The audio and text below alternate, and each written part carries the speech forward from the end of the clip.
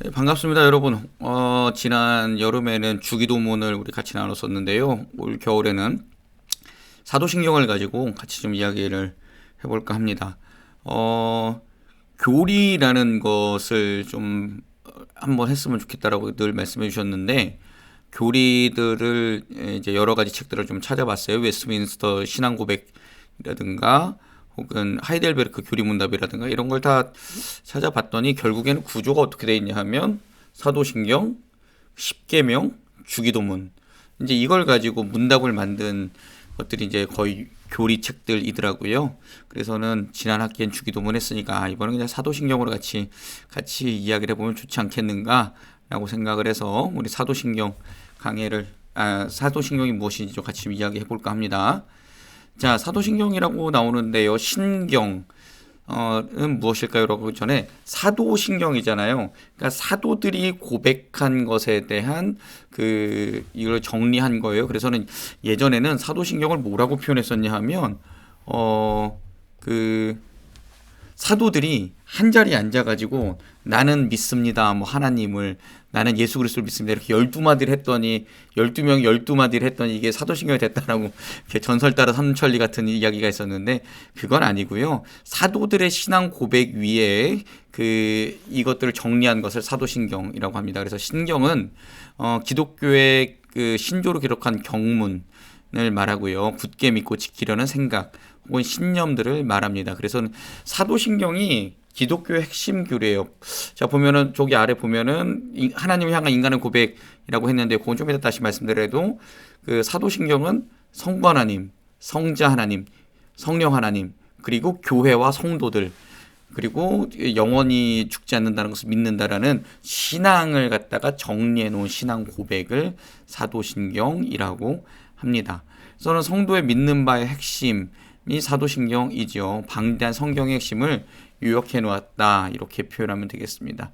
저는 십계명은 하나님께서 인간에게 주신 명령이라고 생각한다면 사도신경은 하나님을 향한 인간의 고백. 너는 무엇을 믿니? 라고 하나님께서 우리에게 물어보신다라면 너는 어떤 하나님에 대해서 믿고 고백하니? 라고 물어보면 저는 성부 하나님과 성자 하나님과 성령 하나님을 믿고요. 그 다음에 우리 교회 조직을 믿고요. 그 다음에 저는 몸에 다시 사는 것과 영원히 사는 것을 나는 믿습니다. 라고 고백하는 것이 사도신경이라는 거지요. 자, 그런데 우리 요리라는 게 있어요. 요리. 뭐 아까도 말씀드렸듯이 요리문답, 뭐 요리 이렇게 했는데 이게 요자가 한문이 중요할 요자라는 거죠. 그래서는 중요한 이론, 중요한 교리라는 뜻인데요. 요리문답은요, 무엇을 말하냐면 중요한 교리를 묻고 답하면서 이거에 대해서 어떻게 생각하니?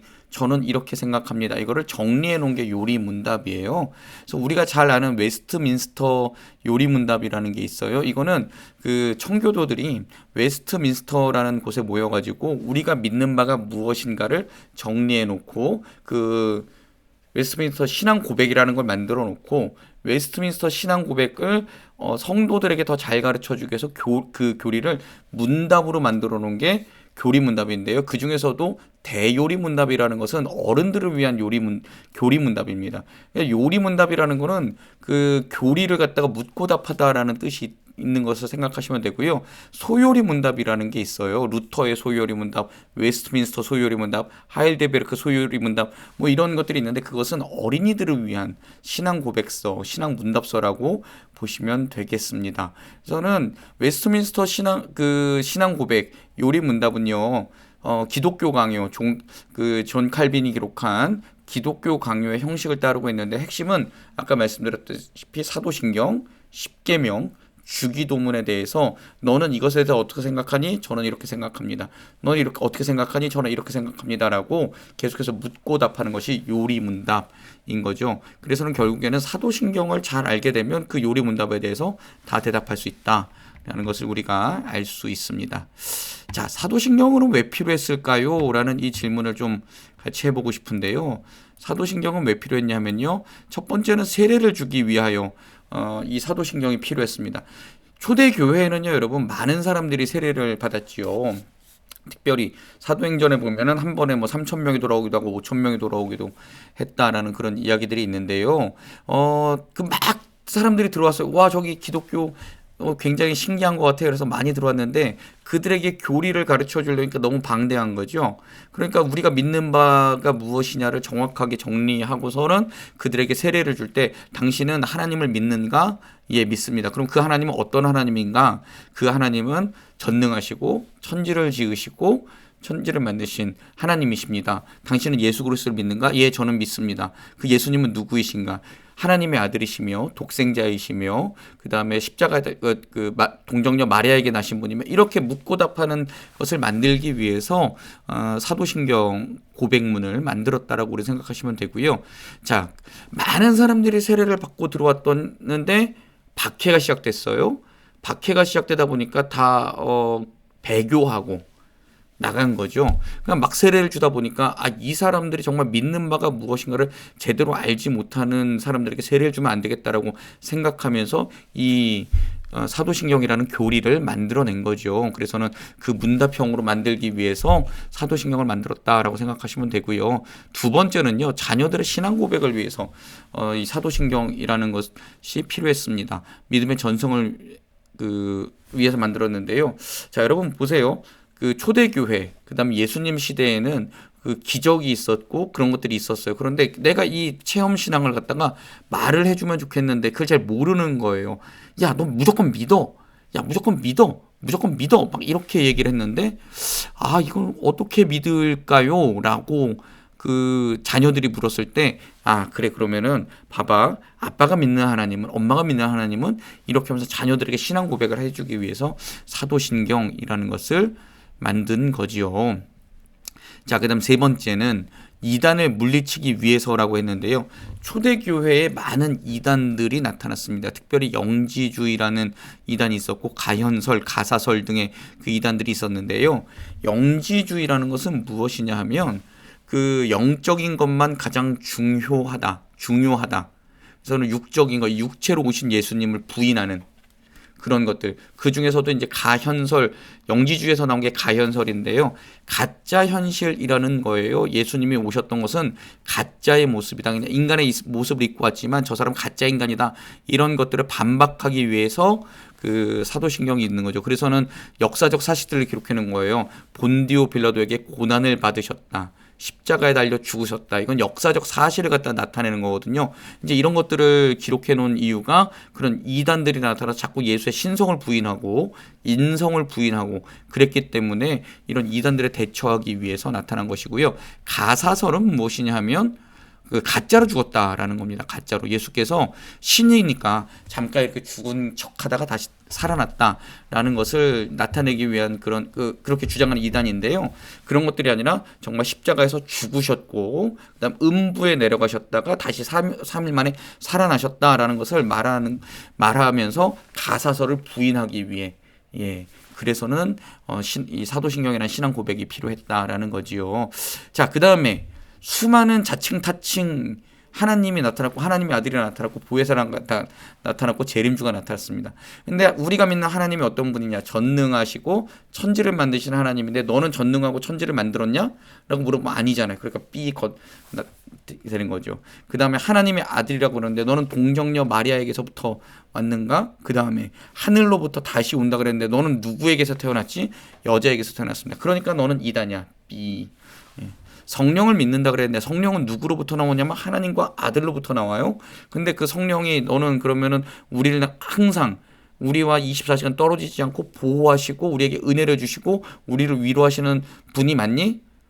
나는 24시간 당신하고 붙어 있을 수 없는데요. 그러니까 너는 잘못된 이단이야.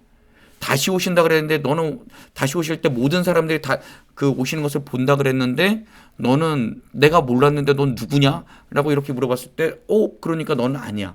이런 사람들이 너무 많이 나타나다 보니까 그래서는 이제 그 수많은 자칭 타칭 하나님들이 나타나다 보니까 그렇게 이단들을 걸러내기 위해서 사도신경이 필요했던 거죠. 그 다음에 바울이 그리스 로마 지역을 이렇게 계속 전도를 했잖아요. 근데 그리스 지방, 로마 지방에는 수많은 신들이 있었잖아요. 특별히 사도행전 17장에 보면은 알지 못하는 신에게라고 할 정도로 신들이 많았던 다신교 그런 상황이었잖아요. 근데 거기서 보세요. 거기는 신들이 되게 많아요. 뭐 번개의 신도 있고 술의 신도 있고 뭐 사랑의 신도 있고 뭐 이런 신들이 많아요.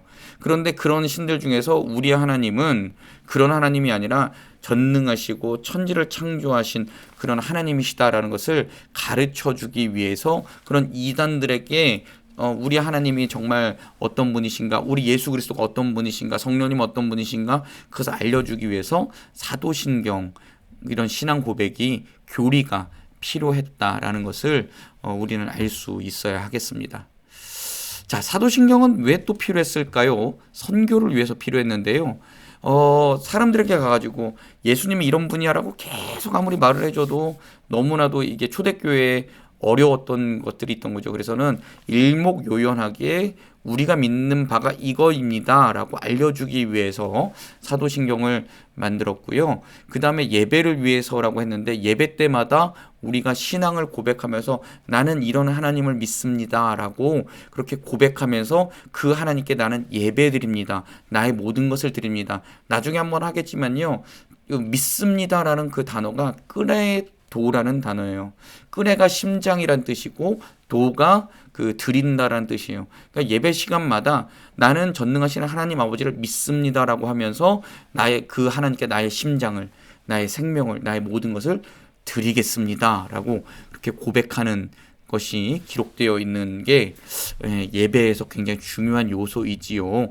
그래서 예배를 위해서 사도신경이 필요했다라고 하는 겁니다. 그래서 신앙 고백의 필요성은 뭐냐 하면 내가 내 힘으로 구원받을 수 없다. 즉 나는 죄인입니다. 그래서 나는 구원자가 필요합니다라는 것을 고백하기 때문에 신앙 고백이 필요하고요. 두 번째는 내가 믿는 하나님이 누구이신지, 내가 믿는 예수님이 누구이신지, 내가 믿는 성령님이 어떤 분이신지 알고 믿겠습니다 라고 내가 그렇게 고백을 하는 거여서 이 사도신경은 고백할 때마다 주문처럼 그냥 나는 전능하신 아버지 하나님 천지의 창조주를 믿습니다. 그의 유일하신 우리 주 예수 이렇게 고백하는 게 아니라 그 단어 하나하나마다의 의미를 생각하며 내가 믿는 하나님은 그냥 맹목적인 하나님이 아니라 정말 이런 하나님입니다라고 고백하면서 믿는다라는 것이죠. 세 번째는요. 내가 이런 하나님을 믿기 때문에 나는 그 하나님으로부터 온 그 은혜를 가지고 내가 그만큼 믿는 만큼 살아가겠습니다 라고 고백하는 것이 사도신경에 있다라는 것을 우리가 꼭 기억했으면 좋겠습니다. 자, 사도신경의 역사라고 적어놨는데요. 사도신경은요, 처음에 이제 초대교회부터 시작을 해가지고 이 사도신경 원문이 어떻게 시작을 했냐면요, 고대 로마에서 약 2세기경 서기 100년경에 이제 나타났었어요. 이제 이런 것들이 이제 점차 이단들의 그 도전과 우리가 그 정통교회가 그것에 대해서 응답을 하고 고쳐나가고 우리가 믿는 바가 무엇이다라는 걸 명확하게 알려주면서 곧 그 로마 교회에서 300 몇십 년대 이제 기독교가 공인되면서 이제 이런 교리가 있었는데 그것들이 계속해서 발전해 오면서 750년경에는 우리가 지금 고백하는 이 사도신경과 같은 형식의 그 사도신경의 신앙 고백이 나타난 것이죠. 그래서 공인 원문에 보면은 원래는 이게 이제 전능하사 천지를 만드시 이렇게 나가는데 이제 이거는 우리 번역본으로 고쳐서 제가 기록을 했습니다. 자, 처음에는 고대 로마 신조 처음에는 어떻게 됐었냐면 모든 것을 주관하신 아버지를 믿는가라고 했는데 이 모든 것을 어떻게 고쳤냐면 나는 전능하신 하나님을 믿습니다 라고 고쳤죠. 근데 이 전능하신 하나님이 어떤 것을 하셨냐면 천지의 창조를 하신 그런 전능하신 아버지 하나님을 내가 믿습니다 라고 이렇게 점점 발전해 왔다라는 거예요.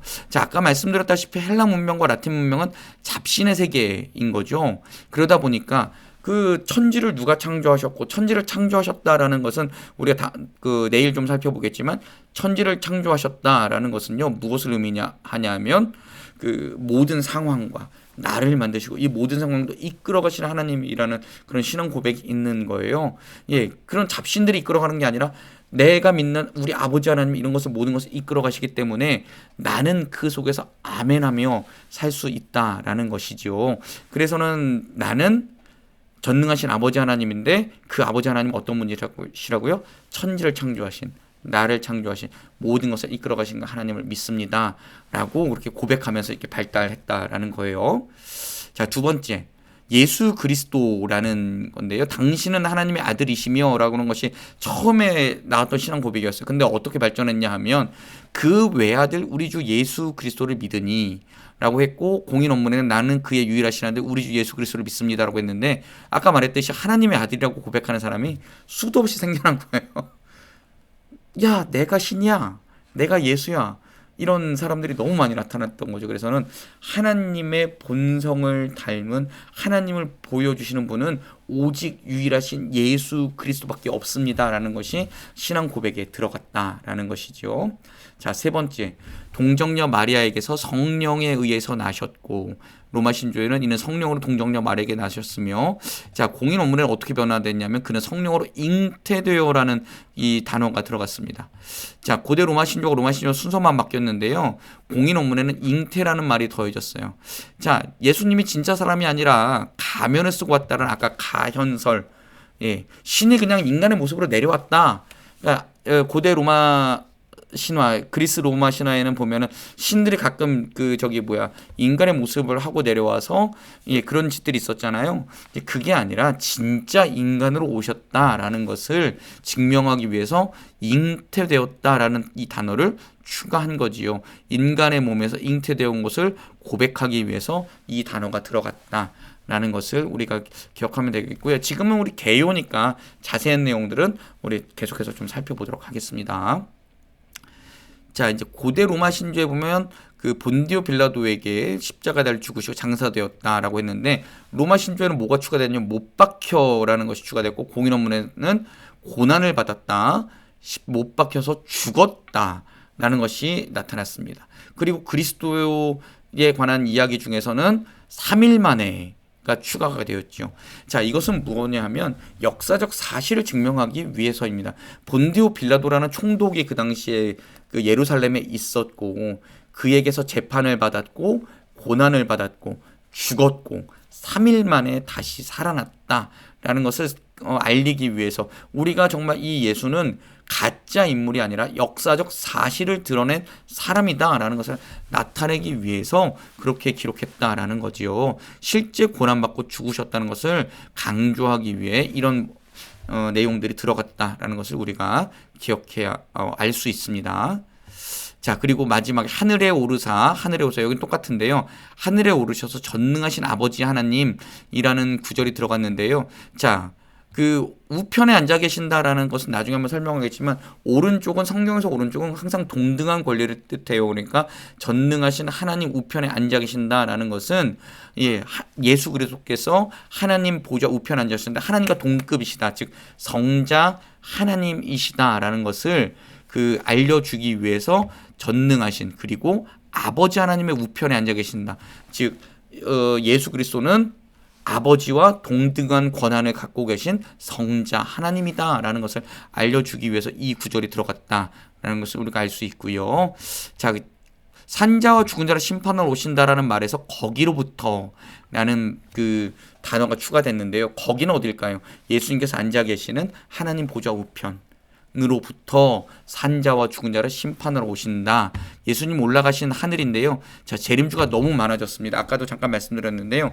사도행전 1장에 보면요, 어떤 말씀이 기록되어 있냐면은 예수님이 500여 명의 사람들 앞에서 이렇게 쭉 올라갈 때 천사들이 뭐라 그랬냐면 올라가신 모습 그대로 오신다 그랬습니다. 그리고 구름 타고 오신다라고 했거든요. 그 이야기는 뭐냐 하면 이 세상에 다시 오실 때는 어느 누구도 못봄이 없이 다 알 수 있게끔 오신다라는 뜻이에요. 그러니까 예를 들면 어느 재림주가 왔다고 선포를 했는데 어느 시골에서 갑자기 나 재림주다라고 나타나는 게 아니라 이 세상에는 모든 사람들이 다 볼 수 있게끔 나타난다라는 거지요. 그다음 두 번째는 하늘로부터 온다라는 그 뜻은 여자의 몸에서 다시 나타나지 않는다, 하늘에서 직접 오신다라는 것을 표현하는 겁니다. 그래서 우리가 이단들을 보면 내가 재림주다라고 하는데, 특별히 우리나라 이단들은 다 주민등록증이 있어요. 여자의 몸에서 태어났다라는 거죠. 그러니까 걔들은 다 뻥인 거예요. 재림주로서. 예. 하나님이 인정하지 않았어요. 그냥 지들만 말한 거죠. 그러니까 다 뻥입니다. 그러니까 어디에 예수가 나타났다, 어디에 재림주가 나타났다, 어떤 기적이 있다라고 해도 거기에 예수가 나타났다라는 것을 믿지 않으시는, 신뢰하지 않으시는, 그래서 정말 조금 건전한 신앙생활 하시는 여러분들 되셨으면 참 좋겠습니다. 자, 당신은 성령과 하는데 나는 성령을 믿으며 라고 했을 때 내가 성령을 믿습니다라고 다른 사람이 고백하는 것이 아니라 나는 믿습니다. 성령께 내 심장을 드립니다. 라는 이 고백을 하고 있는 거예요. 자, 그리고 거룩한 교회와 성도의 교제라고 했는데요. 자, 교회는 공적인 조직임을 나타내는 겁니다. 자, 교회는 여러분 개인의 소유가 아니에요. 예. 그래서 개인이 좌지우지하면 안 됩니다. 목사의 교회도 아니고요. 장로의 교회도 아니고요. 어느 설립자의 교회도 아니에요. 교회는 누구의 교회예요? 주님의 교회이고 하나님의 교회인 거예요. 그래서 우리가 잘 생각해야 돼요. 교회에서 내가 조금 좀 지식이 많다고 혹은 권력이 많다고 세상적인 권력이 많다고 돈이 많다고 목소리를 크게 내는 것이 아니라 그 머리 대신 예수 그리스도 앞에 모두가 다 엎드릴 수 있는 교회가 좋은 교회, 공적인 교회가 되는 거지요. 저는 내가 나를 나타내는 것들이 많아지면 많아질수록 그 교회는 공적인 거룩한 교회가 아니라 사적인 교회가 된다라는 것을 아셔서요. 여러분 주의 몸된 교회를 섬길 때는 날마다 이 교회는 주님의 교회입니다. 내가 한 것은 없습니다라고 이렇게 고백할 수 있는 우리가 됐으면 좋겠고요. 자, 성도의 교제가 교회와 함께 있다라 그랬는데 예수 그리스도를 머리로 하고 우리는 어떻게 될까요? 다 그 몸의 지체입니다. 그래서 교회와 성도가 서로 교제하면서 보완하고 같이 성장해 간다는 것을 나타내는 것이 이 본문에 이 고백에 있는 거지요. 다시 한번 나중에 자세히 살펴볼 거예요. 자, 죄를 사하여 주시는 것과 몸의 부활과 영생을 믿습니다라고 했는데요. 그냥 몸의 부활만 믿는가라고 했을 때 초대교회는 예, 저는 몸의 부활을 믿어요 라고 했는데 그 예수님이 다시 오실 거를 기대하고 몸의 부활을 믿습니다라고 했는데 예수님이 자꾸 오시는 게 늦어지니까 나 죄 지었는데 어떡하지? 이런 질문들이 계속해서 나타나는 거예요. 그때 사람들에게 무엇을 설명해 줬냐면 예수 믿으면 모든 죄를 다 사함 받았습니다. 그렇기 때문에 당신은 몸의 부활이 일어날 것입니다 라고 했었는데 750년까지 갔을 때는 몸의 부활뿐만 아니라 주님과 함께 영원히 살아가게 될 것입니다 라는 것을 설명해 주는 거지요. 그래서 사도신경에는 죄의 문제를 확실하게 정리하는데요. 어느 때 죄의 문제가 확실하게 정리됐을까요? 내가 예수를 나의 구주로 믿습니다라고 했을 때 하나님과 나 사이에 있는 모든 죄는 다 예수 그리스도를 통하여서 없어졌다. 그러므로 나는 구원받았고 영원한 생명을 누릴 수 있다라는 것을 여기서 고백하는 거지요. 자, 여기까지 사도신경에 대해서 같이 살펴보았는데요. 예, 내일은 사도신경 두 번째 시간으로 나는 전능하신 아버지 하나님 천지의 창조주를 믿습니다 라는 것을 우리 함께 고백해보는 시간을 갖도록 하겠습니다. 계속해서 사도신경 어떤 내용인지 알아가는 우리 좋은 시간이 될 수 있으면 참 좋겠습니다. 감사합니다.